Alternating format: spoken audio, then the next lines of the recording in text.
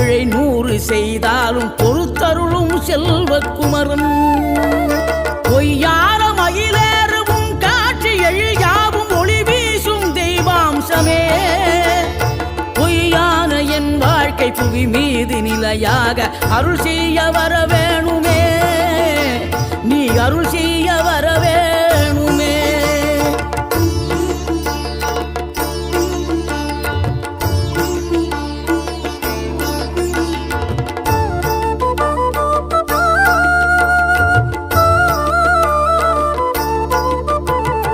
இகழ்தலையும் புகழ்தலையும் ஒரு முகமாய் கருதும்படி செவி உரைத்த முத்துக்குமரன்.